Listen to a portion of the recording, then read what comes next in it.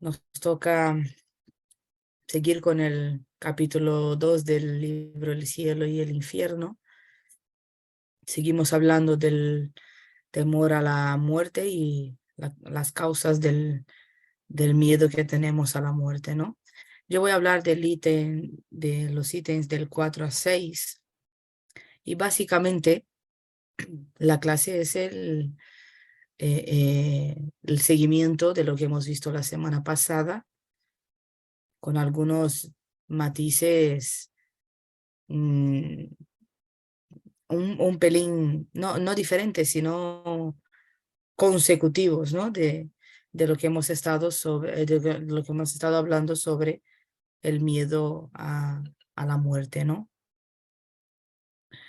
Pues para empezar, me gustaría hacer un comentario en la introducción del libro de los espíritus, que Kardec muestra una de las maravillas del espiritismo, que es liberarnos del desespero de la muerte.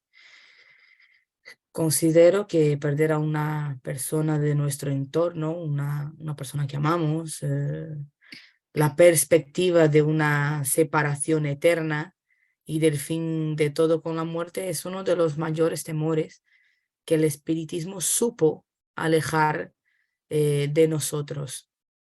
Claro, con la maravilla del conocimiento, de la posibilidad de comunicación entre aquellos que ya han superado la muerte física y nosotros que aún padecemos las expiaciones y pruebas de esta encarnación. Sin embargo, eh, comentamos mucho la semana pasada, pero es un punto de lo más importante de todo el capítulo. Es de común acuerdo que el temor a la muerte es inherente a nuestra condición humana.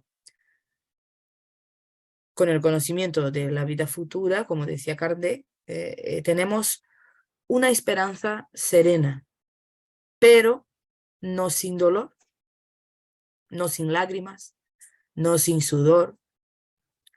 Una experiencia que incluso nos conducirá a la inmortalidad. Voy a leer el ítem 4 del capítulo para entrar un pelín en materia, ¿vale? Dice lo siguiente: para liberarse del temor a la muerte hay que contemplar a esta desde el verdadero punto de vista, es decir, haber penetrado con el pensamiento en el mundo espiritual y haberse formado del porvenir una idea lo más exacta posible, lo que manifiesta en el espíritu encarnado cierto desarrollo y cierta aptitud para desembarazarse de la materia. Para aquellos que no están lo suficientemente adelantados, la vida material es preferible a la vida espiritual. El hombre, interesándose por lo exterior, no ve la vida más que en el cuerpo, mientras que la vida real está en el alma. Estando en el cuerpo privado de vida, cree que todo está perdido y se desespera. Si en lugar de concentrar su pensamiento sobre el vestido exterior, lo fijase en el origen de la vida, en el alma, que es el ser real que sobrevive a todo, se dolería menos de su cuerpo, origen de tantas miserias y dolores. Pero para esto se necesita una fuerza que el espíritu solo adquiere con la madurez. El temor a la muerte procede, pues, de la insuficiencia de las nociones de la vida futura, pero manifiesta la necesidad de vivir y el miedo de que la destrucción del cuerpo sea el fin de todo está provocado por el secreto deseo de la supervivencia del alma, todavía semi oculta por la incertidumbre. Eso es lo que nos dice el ítem 4. Cambiemos diapo, por favor, Rosa. Y básicamente lo que estaba comentando, ¿no? Nos vuelve a hablar de la necesidad y del deseo que sentimos de tener una vida, pero si lo mirásemos desde otro punto de vista, si estuviéramos realmente ahí, si tuviéramos interiorizado que la verdadera vida está en el alma, pues sería un pelín más fácil, ¿no?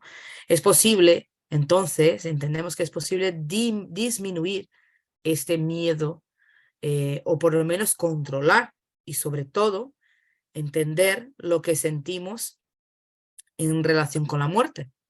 Me atrevo a decir que a algunos el miedo transciende a lo irracional incluso, o, o que no saben lo que siente, por ejemplo, pero desde luego miedo no es. Sea como sea, nos explica Kardec que podemos estar más preparados para cuando llegue nuestro momento o para cuando presenciemos este momento. Hablo de pensar en todo lo que aprendemos de la vida venidera o indagar más para visualizar la vida espiritual de forma lo más exacta posible, como decía en el ítem 4. No es suficiente solo saber que la vida existe después de la muerte.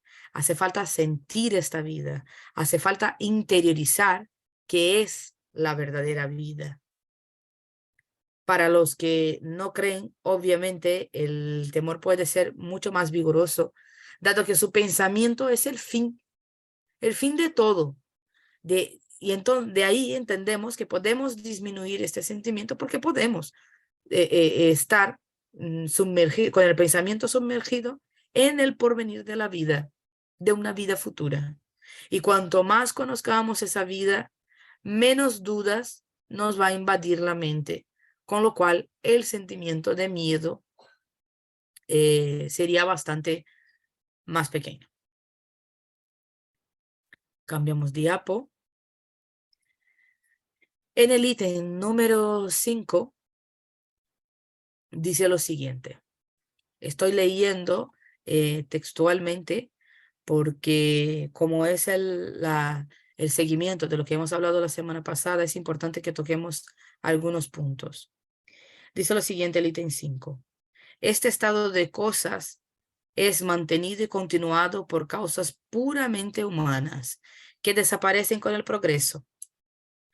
La primera es el aspecto bajo el cual está representada la vida futura, aspecto que bastaría a las inteligencias adelantadas, pero que no puede satisfacer a las exigencias de la razón de los hombres que reflexionan. Luego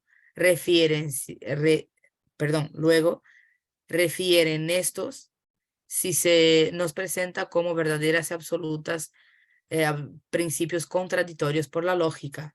Y los datos positivos de la ciencia es que no son tales verdades. De aquí, en algunos, la incredulidad y en muchos, una creencia mezclada con la duda. La vida futura es para ellos una idea vaga, una probabilidad más que una certidumbre absoluta. Creen en ella, quisieran que así fuese, pero a pesar suyo dicen, sin embargo, y si no fuese así, el presente es positivo, ocupémonos de él, por de pronto el porvenir vendrá por añadidura, y después dice que es en definitiva el alma, es un punto, un átomo, una chispa, una llama. ¿Cómo se siente, cómo ve, cómo percibe? El alma no es para ellos una realidad efectiva, sino una abstracción. Los seres que les son amados, reducidos al estado de átomo en su pensamiento, están, por decirlo así, perdidos para ellos y no tienen ya sus ojos las cualidades que decían que lo hacían amar. No comprenden ni el amor de una chispa, ni el que se puede tener por ella, y están medianamente satisfechos de ser transformados en nómadas. De aquí el regreso al positivismo de la vida terrestre, que tiene algo más sustancial. El número de los que están dominados por esos pensamientos es considerable. Eso en el ítem 5. Cambiamos diapo, por favor. Pongamos por un momento, ¿vale? Pongamos especial atención a lo que dice al principio, que me pareció muy importante. Este estado de cosas es mantenido y continuado por causas puramente humanas que desaparecerán con el progreso. Obviamente, entendemos que todo debido a su tiempo, pero sí que es verdad que como casi todos los temas que vemos en las clases, eso también depende de nosotros erradicar este miedo. Cuando hablan de los que tienen dudas mezcladas con creencias, la duda es tan grande que su razonamiento genera otras preguntas abstractas. Me gustaría que fuera así, pero ¿y si no es? En algún momento, casi todos nosotros, en el hondo del alma, se nos hemos preguntado, ¿y si no es así? Como decíamos la semana pasada, no es miedo, es el cuidado de lo presente, mejor cuidar ahora y luego vendrá el porvenir. ¿Eso es realmente miedo a la muerte? Es lo que, mm, la duda que se me plantea, es una reflexión que se me plantea. ¿Podemos realmente, después de lo que hemos hablado la semana pasada, podemos realmente titular como miedo lo que estamos sintiendo? ¿No será miedo a equivocarse o equivocarnos? Entonces ya se plantea de otra forma. Podemos incluso decir que es miedo, pero es miedo a la muerte, es la muerte lo que tememos, o es equivocarnos. ¿Por qué? Cuando he preguntado la semana pasada, ¿quién de nosotros teníamos miedo a la muerte? Casi todos hemos contestado lo mismo. Entonces no es miedo a la transición, no es miedo al desligamiento del cuerpo y del espíritu, ya creyendo o no en el espíritu, en el alma, ¿vale? Entonces, vale, es miedo, pero a la muerte, es decir, creer en la vida futura y resultar que no es así, nos va a influenciar de alguna forma. Tan mal sería equivocarnos en pensar, en cuidar de la vida ahora para luego, o no sufrir con la separación de la muerte física ahora porque creemos en una vida futura. ¿Y si resulta que no es así? ¿Qué pasa? ¿Tan malo es?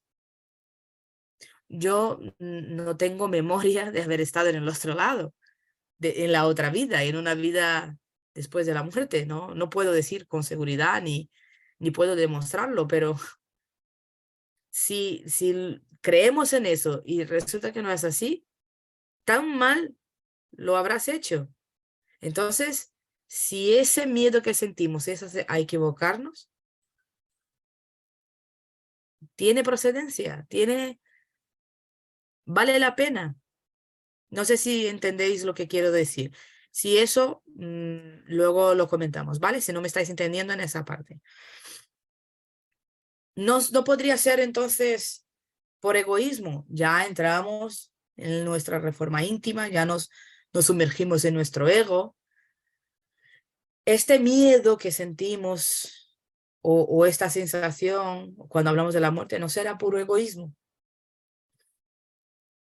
No dejar aquello que creemos que es nuestro, lo que amamos, padres, no dejar que se vaya, digo, padres, hijos, parejas, mascotas. Cuando se finaliza el ciclo de la vida, nadie quiere que se vaya uno, obviamente, pero eso no es ya, que es una condición humana. No dejamos que este egoísmo nos domine y por eso lo intitulamos como un miedo a la muerte, pero en realidad es egoísmo puro. Eso no puede ser miedo al dolor, entonces, no a la muerte. o miedo a la soledad, al no tenerlo. Si me separo de él, si me quitan la posibilidad de lo que estamos acostumbrados, como por ejemplo de ver, de llamar por teléfono cuando me dé la gana, me va a generar un dolor por no tener ya este control. ¿No sería miedo entonces al dolor y no a la muerte? Bien, estamos dominados por el egoísmo. Yo no quiero que se vaya. Eso está claro, es nuestro.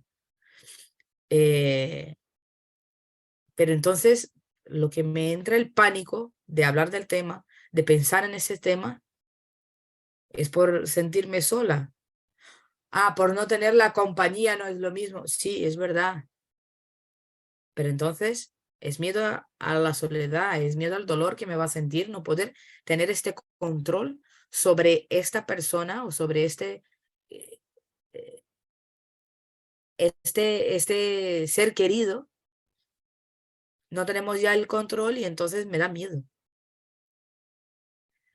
De eso incluso hablaba Pilar la semana pasada. Y entonces digo, ¿es miedo a la muerte o miedo a este sentimiento o al dolor que va a provocar este sentimiento? Todos pensamos que no me da miedo morir, pero la mayoría de nosotros, bueno, de vosotros, me habéis contestado la semana pasada eso. Simplemente miedo a lo que no conozco. Y ahí es un punto muy importante. No sé lo que la gente me decía, ¿no? O pensamos o en algún momento lo comentamos. No sé lo que me voy a encontrar al otro lado. Pero tener el pensamiento inmerso en eso no nos deja ver con claridad que pasamos por eso en cada cambio que hacemos a lo largo de nuestra vida. Este miedo al desconocido en el largo de la vida terrenal, de esta encarnación, hacemos cosas, decidimos cosas que no sabemos lo que nos vamos a encontrar en un futuro. Por ejemplo, tener un hijo. Unos planea, otros no. Y los que están planeando pueden pensar, pero ¿cómo va a ser? No sé cómo será. Sin embargo, lo hacemos sin dolor, sin dolor. Una mudanza. Nos mudamos continuamente de casa, de trabajo, de situación, de todo, de condición, de religión. No sé lo que me voy a encontrar. Algunos de nosotros que cambiamos de país, nosotros extranjeros, cambiamos de país. ¿Qué vamos a encontrar al otro lado? Bueno, en otra parte. No lo sé. Nada es seguro. Bueno, excepto algunas otras condiciones por trabajo, pero no lo sé. ¿Cómo va a ser? No lo sé. Vivir en un pueblo distinto, perdón, en una cultura distinta, nunca sabes lo que va a pasar. Sin embargo, lo decidimos. Sin embargo, lo hacemos. Con un pelín de miedo. Bueno, pelín, pero se hace, sin dolor. Lo afrontamos. Entonces, este miedo a la muerte, ¿a qué viene? Si podemos, ya sabemos que tenemos este potencial, que podemos afrontarlo. Otra gente dice, el miedo a no tener más el físico a mi lado, o cuando yo quiera ver, tocar, hablar, lo que decía antes de tener el control. Yo recuerdo que todo nos va a generar un dolor. Entonces volvemos a lo que preguntaba antes. Entonces eso no es miedo a la muerte, es miedo al dolor que vamos a sentir. Acabo de hablar de una mudanza muy drástica en la vida de un extranjero, ¿vale? También nos separamos de personas queridas, de gente a la que amamos. Y yo recuerdo que hace 20 años se tenía que escribir por carta. Yo me escribí por carta con amigos, con mi tía, por ejemplo, porque no era tan fácil Internet. Hoy en día es súper fácil Internet, porque tenemos una conexión, podemos hablar con más facilidad. Antiguamente hablar de la muerte sería el fin, porque no teníamos el conocimiento que tenemos ahora. Y ahora sabemos que tenemos una posibilidad de comunicación con quien ya ha superado esta fase, esta separación del cuerpo físico. Sabemos que tenemos informaciones sobre una vida futura. Tenemos. Y nos genera menos dolor. Pero necesitamos interiorizarlo y no potencializarlo como hacemos cuando intitulamos el miedo a morir, el miedo a la muerte. Nosotros nos despedimos constantemente de personas que amamos, constantemente. ¿Por qué? Pero no sin un dramón, porque sabemos que tenemos esta posibilidad de comunicación. Tenemos informaciones sobre dónde va a estar esta persona, al igual que lo que nos trae el espiritismo. Pero me vas a decir, ya, pero si quiero volveré a verlos. Un avión, un viaje, es verdad, eso es verdad. Y nosotros no volveremos a ver los nuestros. Nosotros ya sabemos que siempre será así. Volveremos a vernos.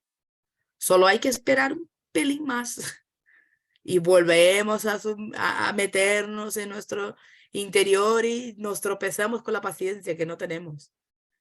Pero podremos hacerlo y hay un camino para eso, para volver a ver a las personas que amamos y que ya se fueron. En caso de cosas más violentas, como las enfermedades, por ejemplo, insisto, ¿es miedo a morir o al dolor del deterioro del cuerpo físico? Los que están enfermos sienten dolor, malestar, no están bien físicamente y no quieren estar así. Es miedo a morir. Tuve la oportunidad de estar cerca y trabajar con ellos, ¿no? Ellos como clientes de un hospital donde la parte que me tocaba era de oncología, los terminales. Y allí he conocido a varios tipos de pacientes. Unos que seguían el tratamiento, que a veces apenas funcionaba, pero con una actitud de no pasa nada, tengo que pasar por eso y en algún momento eso se terminará. Alguien positivo, lo importante es estar vivo. He visto a gente que lo único que deseaba era morir para terminar con este sufrimiento, si él supiera. Y había gente que no se conformaba y había gente que no. Todo eso, al miedo a morir, no, miedo a la separación. Estoy enfermo y sé que eso me va a matar. Es decir, va a finalizar mi periodo aquí y me voy a separar de mis familiares, de mis amigos. Y entonces tienen miedo a eso, a la separación. Incluso a la soledad, que no pasaría solo con quien se queda, sino también con el que se va. Otros que saben que tras un diagnóstico importante de una enfermedad importante, va a sentir mucho dolor. Entonces tiene miedo y no quiere. Entonces, para todo eso, sería miedo a la muerte o miedo a lo que nos trae las condiciones que nos llevan hasta este fin de ciclo de vida.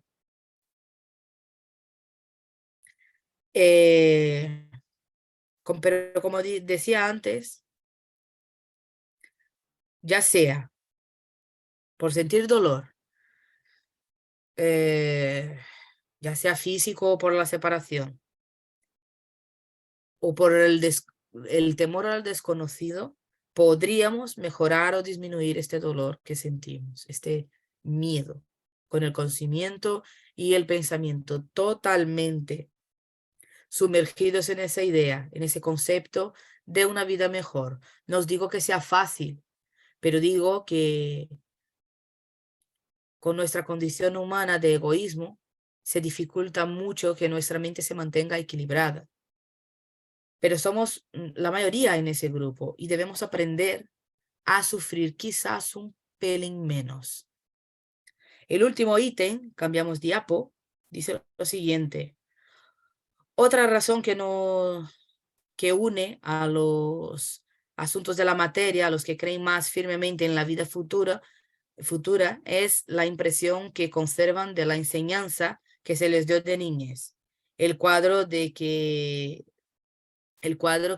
de ella hace la religión no es, hay que convenir en ello, ni muy seductor ni muy consolador.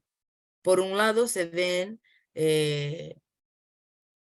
las contorsiones de los condenados que expían en los tormentos y llamas sin fin sus errores de un momento, para quienes los siglos suceden a los siglos sin esperanza de alivio ni de piedad. Y lo que es todavía más despiadado para ellos, el arrepentimiento es ineficaz. Por otro lado, las almas languidas y atormentadas en el purgatorio esperan su libertad del buen querer de los vivos que rueguen o hagan rogar por ellas y no de sus esfuerzos por progresar. Estas dos categorías componen la inmensa mayoría de la población del otro mundo. Por encima se mece muy reducida de los elogios, gozando durante la eternidad de una beatitud contemplativa. Esta eterna inutilidad, preferible sin duda al no ser, no dejar de ser, sin embargo, una fastidiosa monotonía. Así se ven en las pinturas que representan los bienaventurados, figuras angelicales, pero que más se manifiestan hastío que verdadera dicha. El estado no satisface ni las aspiraciones, ni la idea instintiva del progreso que solo parece ser compatible con la felicidad absoluta. Cuesta esfuerzo concebir que el salvaje ignorante con inteligencia obtusa, por la sola razón de que fue bautizado, esté a nivel de aquel que llegó a lo más alto grado de la ciencia y de la moralidad práctica después de largos años de trabajo. Es todavía más inconcebible que un niño muerto en muy tierna edad, antes de tener la conciencia de sí mismo y de sus actos, goce de iguales privilegios por el solo hecho de una ceremonia en la que su voluntad no tiene participación alguna. Estos pensamientos no dejan de conmover a los más fervientes, por poco que reflexione. Este ítem 6 nos trae otros dos grupos de personas, que son los que creen firmemente en la vida futura, resultado de la enseñanza desde la niñez extraídos de principios religiosos con varias interpretaciones. También lo hemos mencionado la semana pasada al hablar de la presentación de una vida después de la muerte, pasando por situaciones de castigo, de penas impuestas por un Dios que nos juzga, que nos castiga, y otros conceptos equivocados y o desmedidos si usamos la razón para su análisis. El miedo a este castigo huye en sentido contrario al miedo a lo desconocido, dado a que está seguro que su sufrimiento está garantizado, ya sea al desencarnar o en el día de su juicio final. Con eso hoy podemos entender de mejor manera esta cuestión, pues tenemos las herramientas necesarias para poder razonar las consecuencias de nuestros actos y concluir que también tenemos a disposición para poder superar cualquier escenario caótico de nuestro aprendizaje una vez que desencarnemos. Eso me parece muy importante porque como anécdota, ¿no? En otras religiones, bueno, está la parte del castigo, lo que ya hemos visto, ¿no? El cielo, el infierno, el paraíso, que si dormimos hasta el juicio final, que si no sé qué. Según la el principio religioso que me ha dado mis padres, en teoría no dormimos. Después de la muerte vamos a seguir en un sitio, en un mundo espiritual, donde tendremos que trabajar y estudiar, y luego vamos a ser, entre comillas, condenados a vivir en un planeta, bien sea de la condición que tendremos en aquel momento, para toda la eternidad. Eso será así. A los que no se han casado, pues que serán condenados a ser ángeles, a servir a los demás. Y entonces, aunque la idea que he tenido yo de la vida después de la muerte no es de las peores, no era de un, por supuesto que hay ahí su castigo, pero era una idea que no estaba tan mala dentro de lo que escuchamos por ahí, ¿no? Aún así, hoy podemos comprender, bueno, hoy digo, desde hace cierto tiempo ya tenemos a nuestra disposición eh, herramientas para tener el conocimiento de que las cosas no son así. Y como siempre nos dice casi todas las clases, casi todo que los temas, depende de nosotros. Nosotros podemos hacer mejorar esta condición, no dejar de sentir, sino mejorar para poder progresar. También está el grupo de personas que entiende y creen la verdadera vida, el concepto, la realidad y el propósito de nuestra labor en la tierra, incluso del proceso evolutivo, pero que por interés mundano, pereza o por el gusto de la facilidad y ocio de nuestra encarnación o los vicios, crean dudas en su propio ser y genera un miedo a la muerte sin el mejor sentido. De hecho, no sería ni calificado como miedo, porque en realidad no es miedo, es simplemente no querer hacer algo que no, en teoría, no te conviene. Es un argumento completamente frágil delante de lo que nos plantea la razón. Sea como sea, podemos pensar y razonar cualquier duda que se nos plantee sobre el momento de morir y usar las herramientas que tenemos disponibles para poder prepararnos para ese momento. Para terminar, me gustaría citar otra vez el libro Después de la muerte, que dice lo siguiente, leo textualmente: estas enseñanzas hacen perder a la muerte todo carácter espantoso, la dejan reducida a una transformación necesaria, a una renovación. Son fragmentos, ¿vale? De texto. Despidámonos de las teorías que hacen de la muerte el preludio de la nada o de castigo sin fin.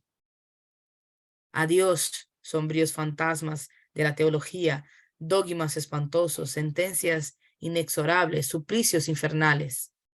Paso a la esperanza, paso a la vida eterna. No son oscuras tinieblas, es luz cegadora que le sale de las tumbas. Aunque nada de eso de lo que estamos hablando nos quitará el dolor causado por nuestro propio instinto y condición humana, pero el conocimiento ayudará y disminuirá bastante su intensidad gracias a estas herramientas ofrecidas por la doctrina.